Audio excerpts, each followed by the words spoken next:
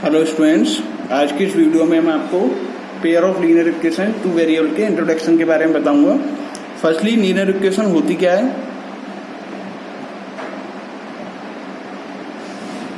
Linear equation an equation which can be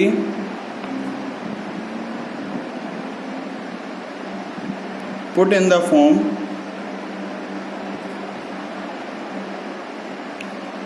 ax plus by plus c is equal to 0, where a, b and c are real number, यानी कि एक constant है and both x and y are variable.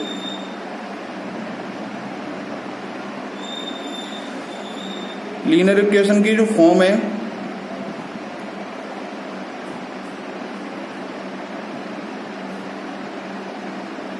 वो ax plus by plus c ये रहती है हमेशा। Coefficient of x यहाँ पे आपका a है एंड कोफिशिएंट ऑफ y आपका यहाँ पे b है। ये आपने क्लास 10th में पढ़ा होगा, सॉरी क्लास 9th में पढ़ा होगा, बट by आ गया है। आपने जो पढ़ी होगी वो 1 वेरिएबल पढ़ी होगी।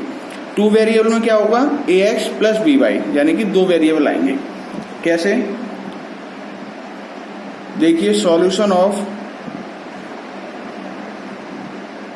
एन इक्वेशन, यानी कि एक इक्वेशन है तो हम इसका सॉल्यूशन कैसे करेंगे। जैसे आपकी इक्वेशन मैंने ली ax plus by plus c is equal to 0, तो इसको हम ग्राफ पे रिप्रेजेंट करके करते हैं, रिप्रेजेंट ऑन ग्राफ। ये मैंने क्लास 9th में आपको बताया था।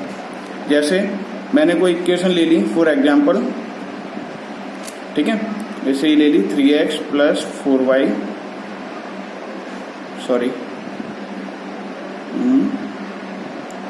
2x plus 4y is equal to 0 ले ली।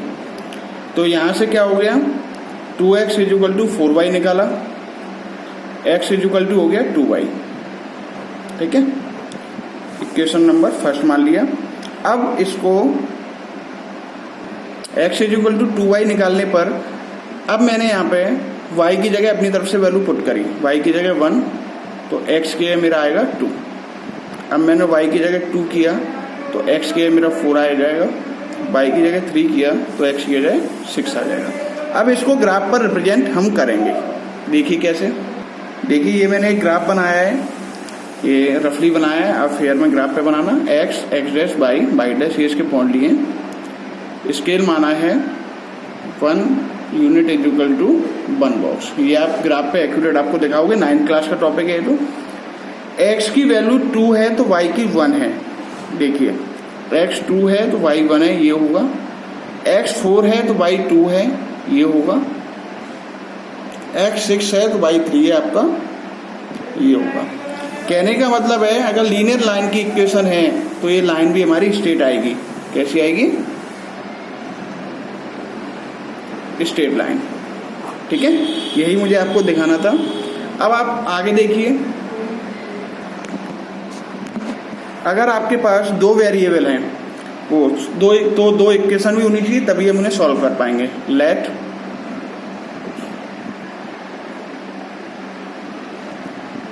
टू इक्वेशंस आर, फर्स्ट मैंने मानी a1x plus b1y plus c1 is equal to 0 and a2x plus b2y plus c2 is equal to 0, first and second.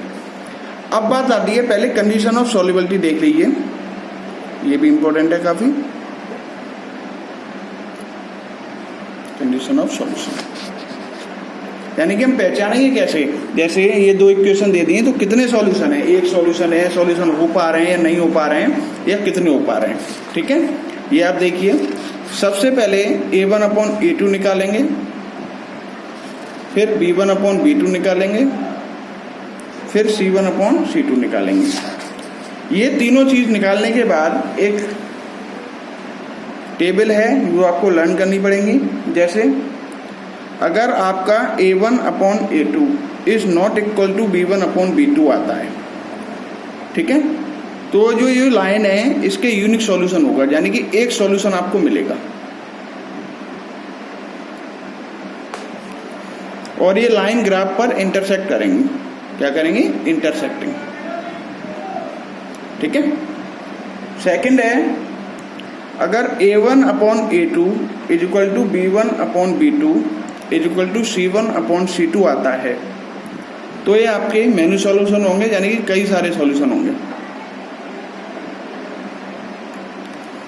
ये आपको कॉन्स्टिडेंट line मिलेगी। कॉन्स्टिडेंट line का मतलब है एक ही लाइन बन पाएगी ग्राफ पर, दो इक्वेशन की एक ही लाइन। थर्ड है,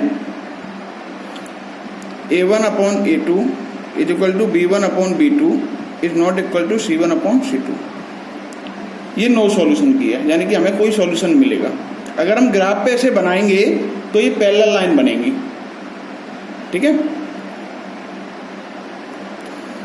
ये दोनों इक्वेशन आपकी, अगर इन दोनों इक्वेशन को चेक करते हैं तो कंसिस्टेंट होती हैं, यानी कि यूनिक सॉल्यूशन वाली और मैन्यू सॉल्यूशन वाली आपकी कंसिस्टेंट इक्वेशन होती हैं, ठीक है। और जो आपकी नो सॉल्यूशन होती है वो आपकी इनकंसिस्टेंट होती है। ये भी आपसे पूछा जाएगा, कंसिस्टेंट इक्वेशन और नॉन कंसिस्टेंट इक्वेशन होती क्या है। अब देखिए इसको चेक कैसे करते हैं, ये आप देख लीजिए, क्वेश्चन से दे रहे हैं। ये क्वेश्चन है, show that the system of equations 3x minus 5y is equal to 7, 6x minus 10y is equal to 3 is inconsistent. Inconsistent में क्या आना चाहिए? नो सॉल्यूशन आना चाहिए। चलिए सबसे पहले 7 को बदल लेना पड़ेगा क्योंकि इक्वल में 0 होना चाहिए, and 6x minus 10y minus 3 is equal to 0। A1 is equal to 3 आया, B1 is equal to minus 5 and C1 is equal to minus 7। A2 is equal to 6 आया, B2 is equal to minus 10 and C2 is equal to minus 3। अगर मैंने यहाँ से A1 upon A2 निकाला तो 3 upon 6 1 upon 2 आ गया। B1 upon B2 निकाला तो माइनस 5 अपॉन माइनस 10 1 अपॉन 2 आया। एंड C1 अपॉन C2 निकाला तो माइनस 7 अपॉन माइनस 3, यानी कि ये दोनों हमारे इक्वल आ रहे हैं। तो कंडीशन कौन सी लगी? A1 upon A2 is equal to B1 upon B2 is not equal to C1 upon C2। ये अभी मैंने कंडीशन किसकी लिखाई थी? नो सॉल्यूशन की। अगर ये नो सॉल्यूशन है तो आपकी लाइन कैसी होंगी? इनकंसिस्टेंट होंगी, ठीक है। मैंने अभी बताया था कि ये क्वेश्चन आपसे पूछे जाते हैं। एक और क्वेश्चन आप देख लीजिए। देखिए क्वेश्चन है, show that the following system of equations have unique solution. सबसे पहले A1 की वैल्यू 3 निकाली, B1 की वैल्यू 1 निकाली, C1 की वैल्यू माइनस 11 निकाली, A2 की वैल्यू 1, B2 की वैल्यू माइनस 1, C2 की वैल्यू 1। यूनिक सॉल्यूशन की कंडीशन क्या है? यूनिक सॉल्यूशन यहाँ भी अब इसे पूरा कर दो। A1 upon A2 not equal to B1 upon B2 आना चाहिए। चलिए A1 अपॉन A2 मैंने निकाला तो मेरा आ गया 3 अपॉन 1, ये दे रखा है आंसर 3। अगर मैंने B1 अपॉन B2 निकाला तो 1 अपॉन माइनस 1 यानी माइनस 1 आ गया। तो यहाँ से क्या मिला? A1 upon A2 is not equal to B1 upon B2। तो ये मेरा कैसा हो गया? यूनिक सॉल्यूशन, ठीक है। आगे क्या है? अब इन दो इक्वेशनों को सॉल्व करने के 3 मेथड हैं अकॉर्डिंग टू क्लास 10th। क्या है? तो यार are 3 method to solve, 4 class 10th में 4 मेथड है टू सॉल्व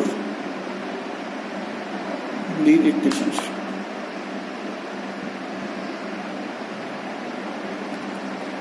फर्स्ट है मेरा ग्राफिकल मेथड,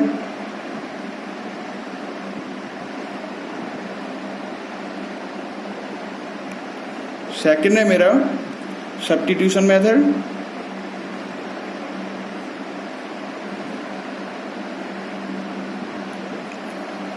थर्ड है मेरा elimination method,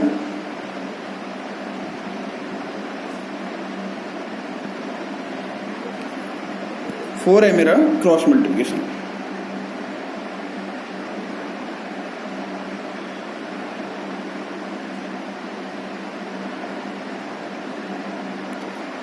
graphical method on graph पर होता है और ये तीनों एल्जेब्रिकल मेथड है, यानी कि नॉर्मल आप इसे कॉपी पर सॉल्व कर सकते हैं। ठीक है, अब जैसे ग्राफिकल मेथड में आपकी एनसीईआरटी की 1 एक्सरसाइज है, इसको मैं आपको नेक्स्ट वीडियो में ग्राफिकल मेथड सॉल्व कराऊंगा। ठीक है, थैंक यू स्टूडेंट्स।